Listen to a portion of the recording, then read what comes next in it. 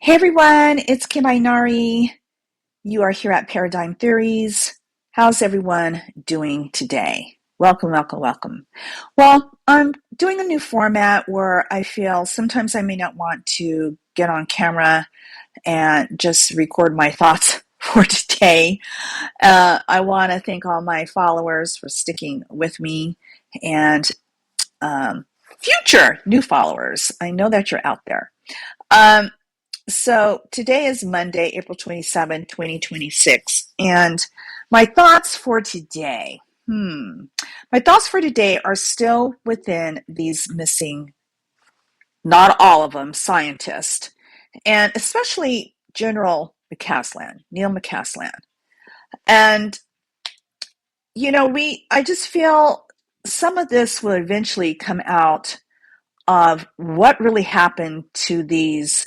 Now it's up to 12 people, or it could be 13 or more. And not all of them were scientists. I just want to mention Stephen Garcia was a nuclear weapons engineer.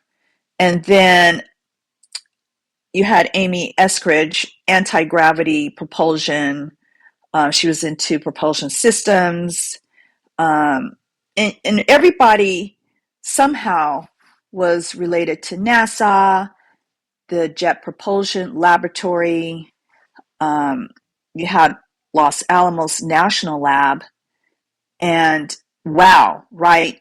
But the person I really wanted to talk about for a limited time is William McCasland, who was the director of Air Force Research Lab, Hypersonics, Directive Energy Systems, and Advanced Propulsion Tech. That's a mouthful right there, right? Um, Where did this man go? Where did he go, guys? Um, when this all took place back in February of this year, February 27th of 2026, this man was seen by his wife,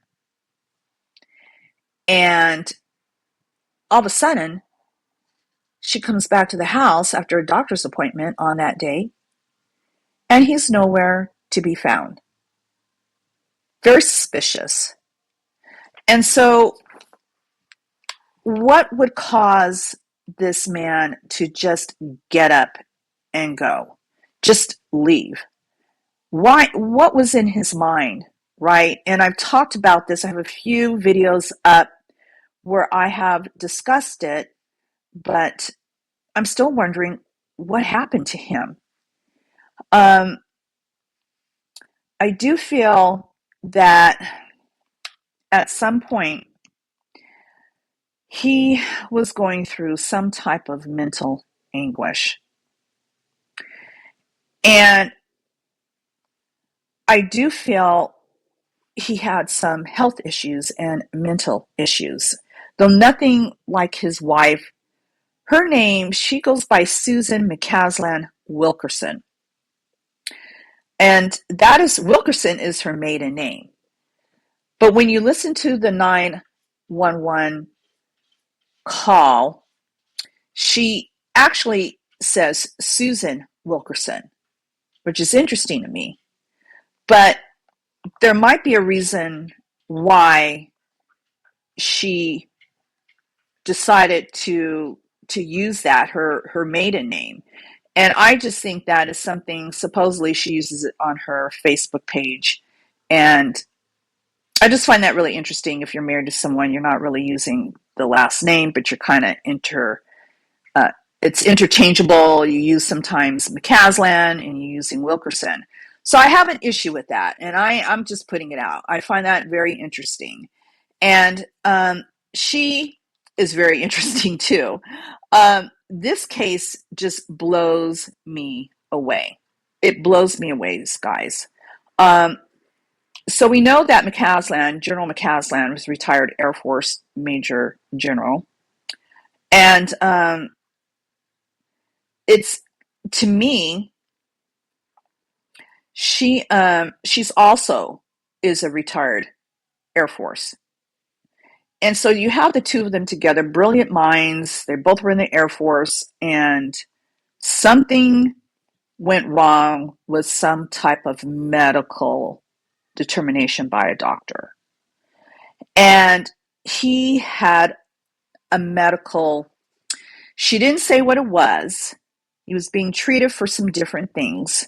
But the thing that stands out for me was he had a medical issue or was diagnosed with a medical issue.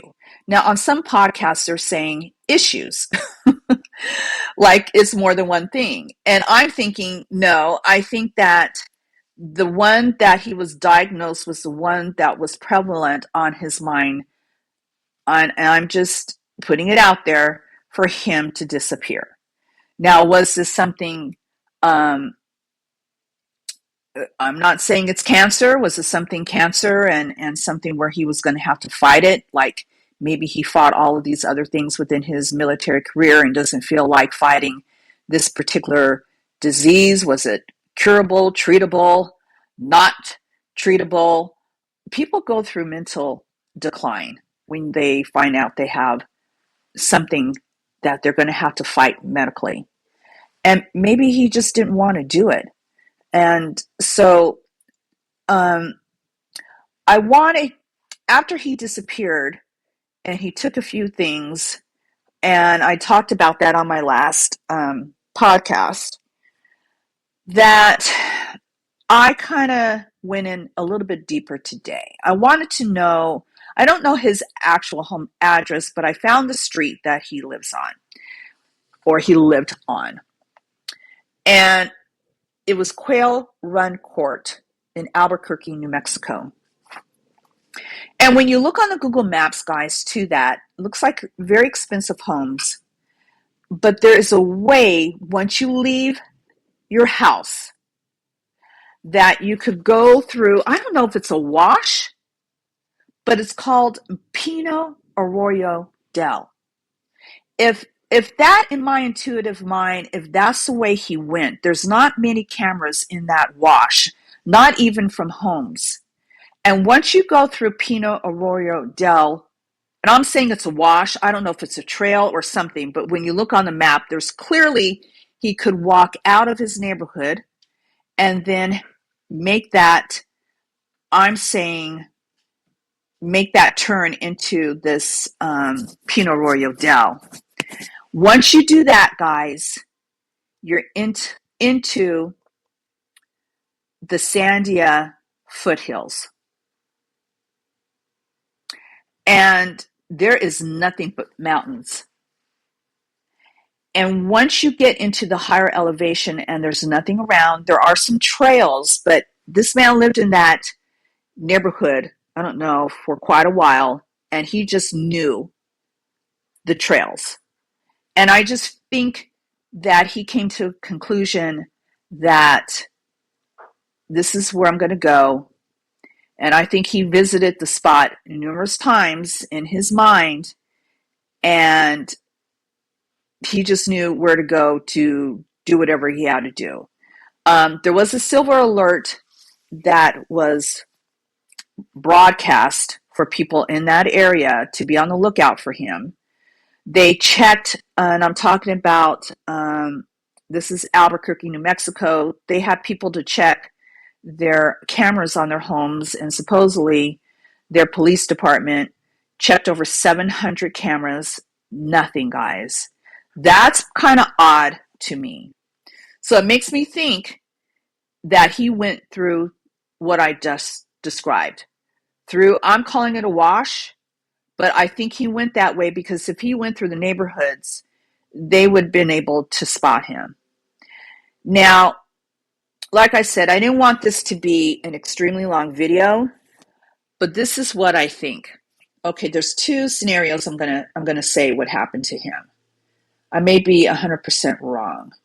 And if any of his family members or friends or somebody that knows him thinks I'm crazy when I'm going to bring up these two things, well, I'm just putting a theory out there. I'm putting my intuitive mind, And I'm sorry for this disappearance, but people are wondering what happened. So maybe he already knew what he was going to do. Supposedly, he took a revolver and maybe he camouflaged something, dug a hole, whatever, and just did what he had to do. And we know that people do that because sometimes they find people's bodies months later, years later, decades later, and because of the thick brush or the forest, it was just not visible to the naked eye, or it wasn't picked up on thermal. And that's what I'm thinking. That's, in my mind, one of the reasons. Second reason, because of all of the things that he was involved with, um, and maybe some things that the UFO community we know about, that we have discussed on all kinds of different podcasts. Did this man know of a portal? Do some of these people that have security clearances in whatever branch, working for these different companies, talk about NASA, the Jet Propulsion Lab, and out there at Kirkland Air Force Base, do they have a way to summon up a portal and go through the portal, and that is it? Because if and when the 46 videos, UFO videos, are released, which I feel they will be, well, people will have to make up their mind, where people believe that these anomalies that are real, I believe in, they may be right next door to us. They're camouflaged. Maybe there's a feeling or a frequency we get. Maybe there are some ways to open a portal and slip through the portal, and you just leave to never be seen again on this planet. And that is my second theory. So I do believe there are things that, the alchemy that has been introduced to certain people, to certain government agencies, even the Vatican, written on the walls of these megalithic structures that are known, maybe on a papyrus, maybe has not been discovered or accidentally discovered, and not knowing that you can actually slip through time. And Einstein said, right, that past, present, and future are all one thing. And we come back to the soul contract. And so I believe that too, that before you're born, you pick your parents pick you. You already know what your life is going to be. You made the decision, even in the most loving way or the horrific way, for you to learn the knowledge. And we're all in this avatar body for a short time, and you will lose people unexpectedly or expectedly. You will lose family and friends. You will lose your partner, your wife, husband, girlfriend, boyfriend, on and on and on, relative. And the education that you should all be learning, and hopefully be learning, is to learn what you can. And if you have to reincarnate back, that's on you. If you don't wish to reincarnate back, then wrap it up, whatever you have to wrap up. And if you don't get everything, just tell yourself today, it's okay. I didn't get everything, but I want to leave this earth, this avatar body, and show me some other things. And because I've had enough of earth, it's been great, but it's time to leave and to move on into the next realm of my life, wherever the soul goes and wherever you want the soul to go, and let's just do it. So I wanted to come on really quickly and talk about that. that I do feel he ended up in some of those mountains over there. There's a lot of mountains. Um, it's just, you have the South Sandia Peak, you have the Sandia foothills, you have all of these mountains, and that man disappeared in the mountains. That's where he went. He didn't go down any of the neighborhoods. Nobody picked him up. And so if you looked on the map, if you look on the map, Google map it, Sandia foothills, and he actually, I don't know his exact address, but it was called Quail Run Court, Northeast in Albuquerque, New Mexico. And once you look at that address, and in your mind, if none of the neighbors picked up, they didn't pick him up on their cameras outside their home, there's a way to avoid that to a point and then just get up in the mountains. And he knew those mountains very well. I think he was going through some mental anguish.